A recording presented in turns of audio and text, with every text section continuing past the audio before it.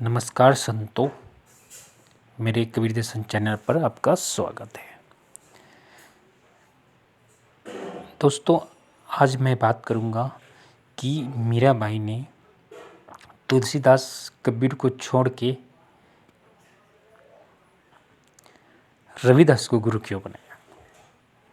इस घटना के बारे में बात करना बहुत ज़रूरी है और ये भी समझना है कि मीरा, कबीर, तुलसी और रविदास का ये जो संबंध है, ये आप सभी देखिए, बहुत महत्वपूर्ण घटना ही है। पूरा वीडियो में बना रहेगा कि हम जानते कि रविदास, मीराबाई एक बहुत बड़ी संत हुई है, महिला जो संत परंपरा है उसमें बहुत ऊंचा स्थान में अगर किसी का नाम आता है तो मीराबाई।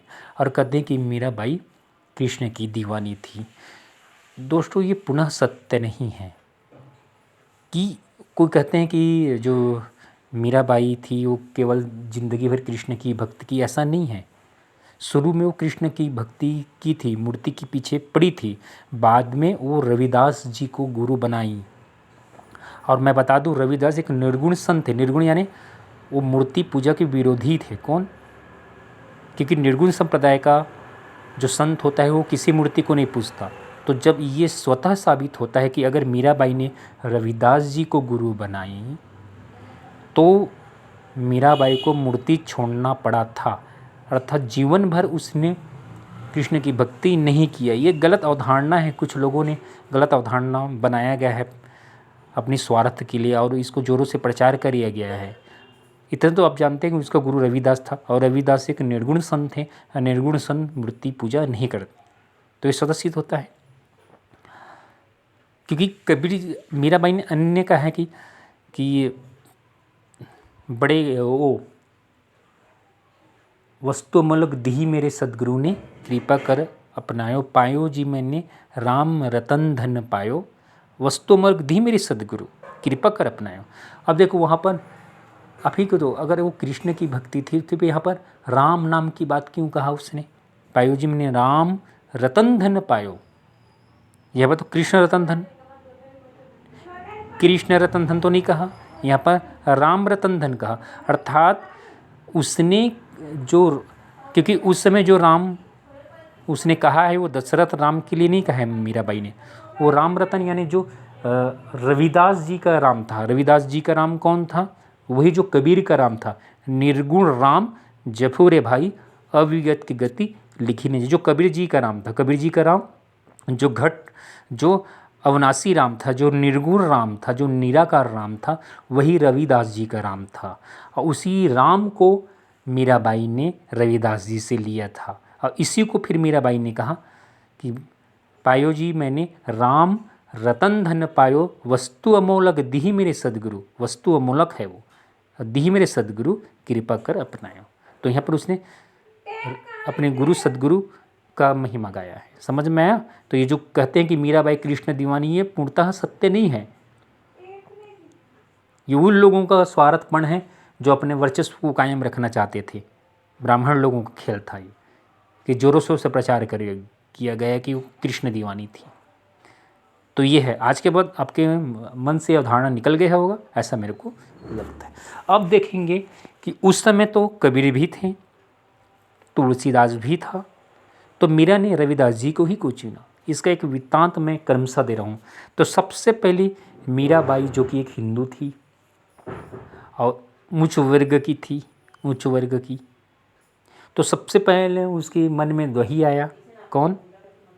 तुलसीदास जी। तो जब वो तुलसीदास जी के पास गए गुरु बनाने के लिए मीराबाई, तो उस समय तुलसीदास जी पर्दे के पीछे रहते थे। उनका ये कहना था कि कोई महिला आए तो उनसे ना मिले।